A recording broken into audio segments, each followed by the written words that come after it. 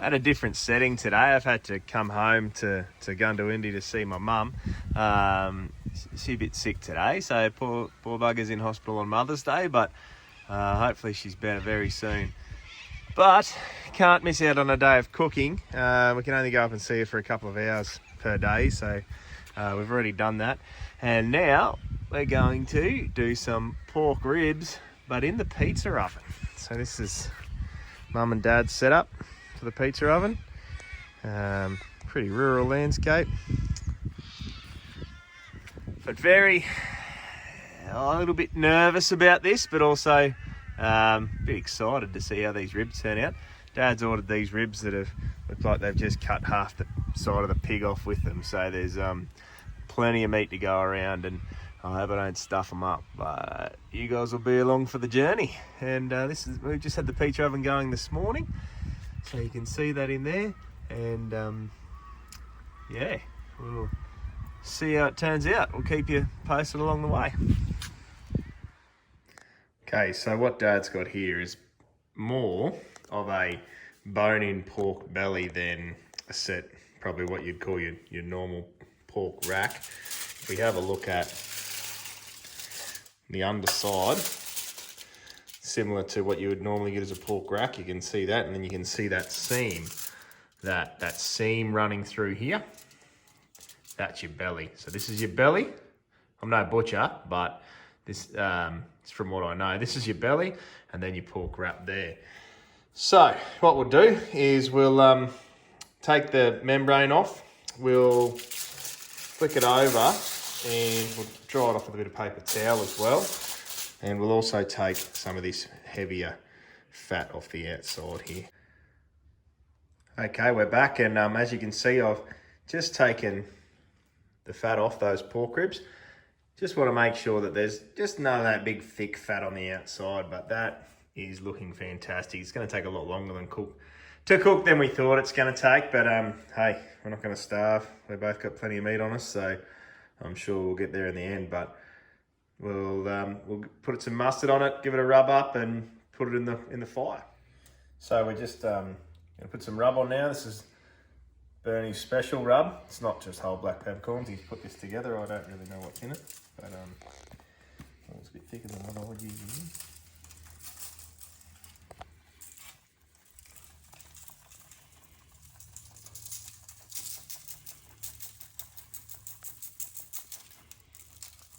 Mustard on, as I talked about before.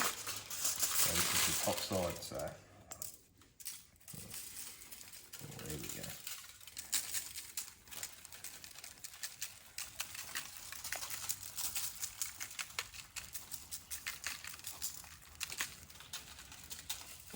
And just around your edges, if you just run your hand around the edges, you can sort of deflect a bit more into the edges of your pork, but that looks pretty good. We'll get that in the oven. Okay, so we've just taken the front out there.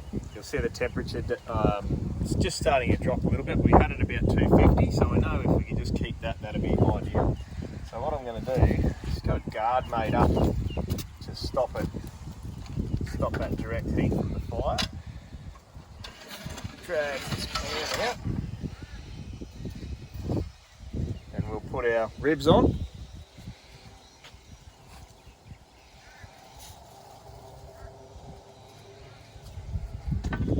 Just like that.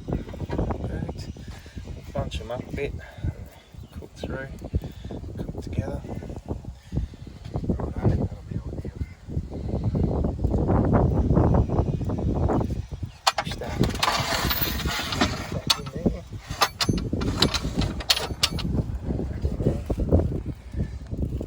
We'll put this guard in. So we've got the guard in there now, just to stop a little bit of that direct heat coming on from the fire, and we'll just keep it, little sticks on there burning away, bit of smoke going in there, trying to keep it around that 250 Fahrenheit. So let's see how we go.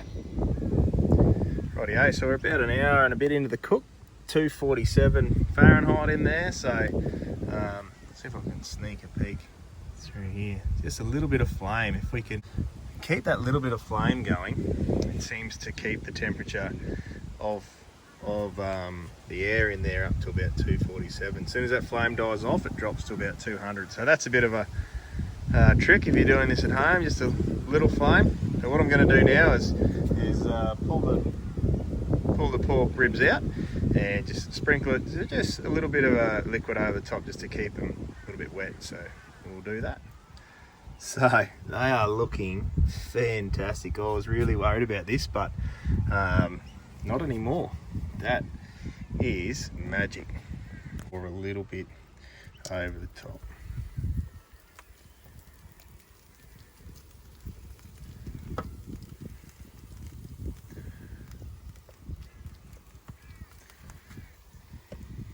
Okay, push them back in and check it another couple of hours.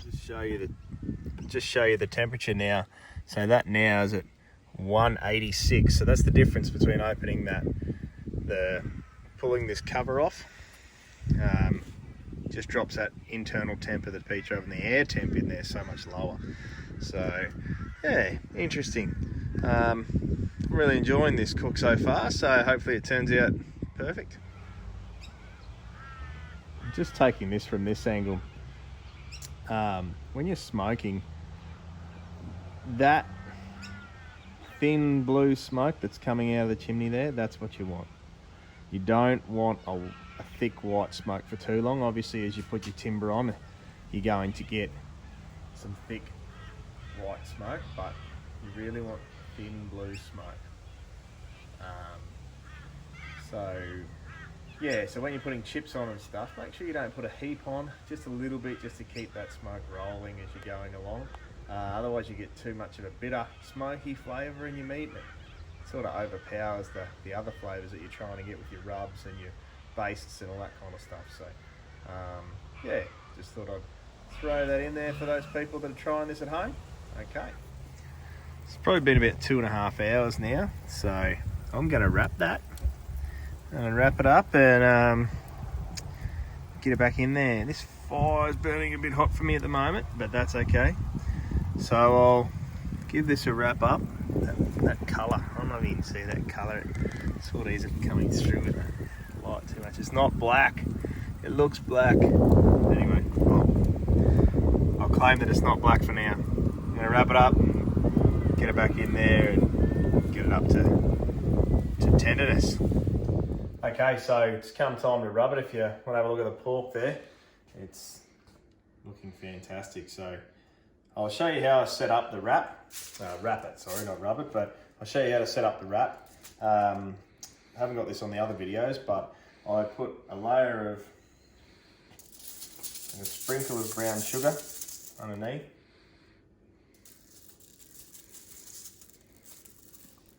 Some sticks of butter.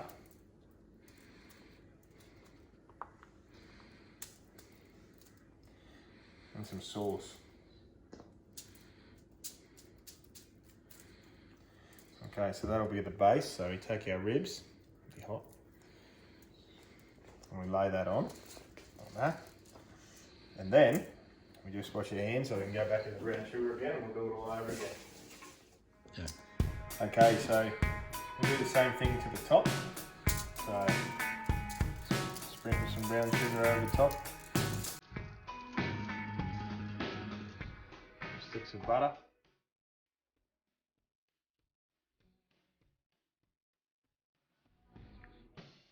And some sauce. Now this is not the saucing part of it, you sauce it at the end, but it's just about putting a bit of flavour in. So now I'm going to wrap it, but I can probably see that this pork is fairly wide, so see how I go. You give it a bit of a wrap, so basically I'll take up the side. I haven't shown you the wrap video before. Take up the side. Now don't push too hard. Sometimes these pork ribs can have some sharp bits there. Take up the other side.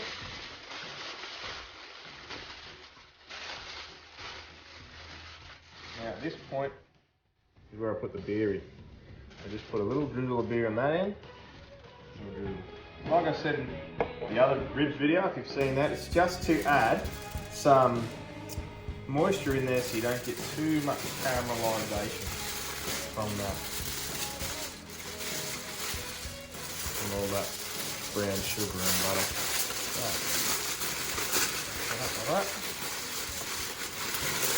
Like that.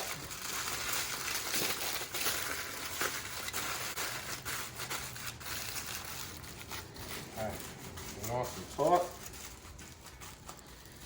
And I'll put that back in the fire, probably for pork belly.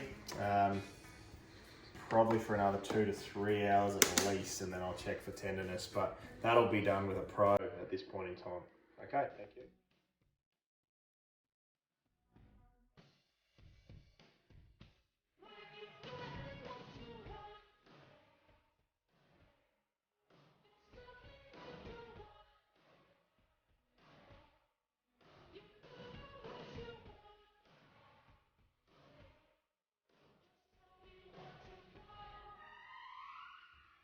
So here it is, the finished product. Take you for a bit of a tour. Now, so we haven't sauced these ones because we thought we'd allow people just to put their own sauce on. But I'll wash my hands and I'll give you a little bit of a look at this.